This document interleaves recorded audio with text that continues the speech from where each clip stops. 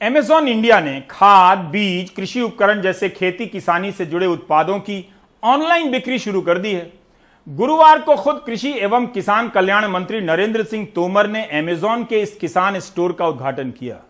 एक तरफ देश में किसान 3 कानूनों को खत्म करने के लिए आंदोलन कर रहे हैं, तो दूसरी तरफ खुद कृषि मंत्री एक विदेशी रिटेल चेन पर खाद, बीज जैसे जरूरी सामान की बिक्री के लिए स्टोर का उद्घाटन कर रहे हैं। मेरा सवाल सिंपल है, क्या अमेज़न भी भारत को आत्मनिर्भर करने के अभियान में शामिल है?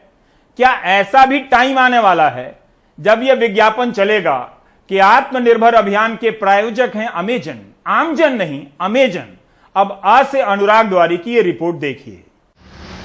भोपाल के करीब रातीबड़ में खाद, बीज और कीटनाशक खरीदने आए 5 से 7 एकड़ में खेती करने वाले मोतीलाल मारन और अखिलेश मारन को जब हमने बताया कि अब वो ऑनलाइन खाद बीज खरीद सकते हैं तो पहले तो वो खुश हुए, फिर सोचने लगे दुकान वाले तो उधार भी दे देते हैं, ज़्यादा हुआ तो सामान वापस भी कर सकते हैं, क्या ऑनलाइन में ये सहूलियत मिलेगी?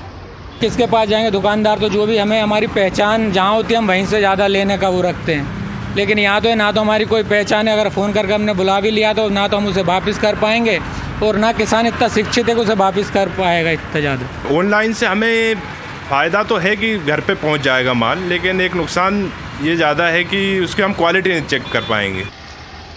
खाद बीज के ऑनलाइन बाजार से दुकान वाले भी घबराए हुए हैं। उनका मानना है कि इससे उनका कारोबार प्रभावित होगा। ऑनलाइन की कौन गारंटी लेगा? जो भी खाद बीज दवाई आ रही है वो 100% ठीक है, सारे मापदंडों के अनुसार है कि नहीं है। हमारे यहाँ बार बार कृषि जो अधिकारी है वो चेक करने आते हैं, ऑनलाइन में कौन चेक करेगा? भोपाल से लगभग 200 किलोमीटर दूर आगर मालवा जिले के आवर गांव में बहादुर सिंह, महेंद्र सिंह दोनों बड़े किसान हैं। 100 बीघा खेत है, स्मार्टफोन चलाते हैं, सो ऑनलाइन खाद बीज पर नज़र है। क्या कह रहे हैं सुनिए। ऑनलाइन एक यूरिया खाद आया है, वो 135 रुपये किलो है। अगर वो डालेंगे तो सोसाइटी में 300 रुपये किलो में मिलता है।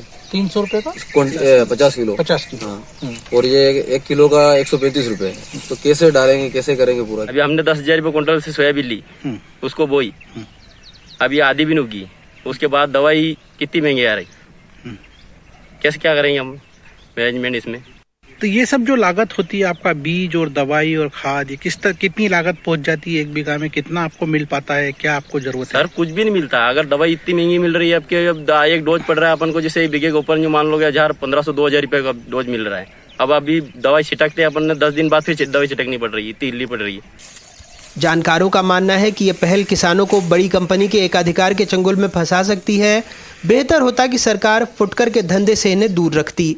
इस तरह की छूट जो एसेंशियल कमोडिटी या फर्टिलाइजर मार्केट पे दी जा रही है, ये गवर्नमेंट के कंट्रोल में है। प्राइस का कंट्रोल है, क्वालिटी का कंट्रोल है, इसके डिमांड सप्लाई में बहुत बड़ा इशू है।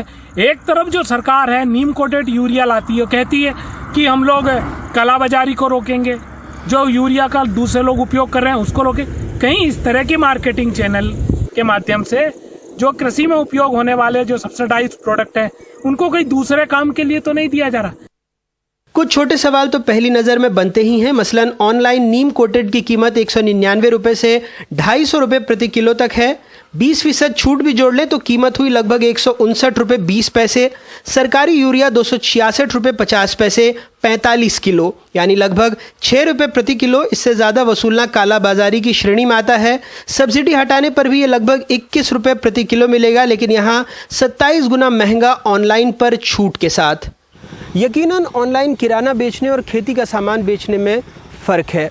वैसे तो राष्ट्रीय स्तर पर खाद बेचने के लाइसेंस का प्रावधान है ताकि कोई किसानों को ज़्यादा कीमत पर खाद बीज ना बेच पाए, लेकिन जब खुले तौर पर ताल ठोककर कोई 20 से 25 गुना की कीमत पर खाद बेच रहा हो और देश के कृषि मंत्री उस पर ताली बजाएं तो कोई कह भी क्या सकता है। आगर मालवा से जफर मुल्तानी और भोपाल से कैमरा पर्सन रिजवान खान के साथ अनुराग द्वारी, NDTV इंडिया।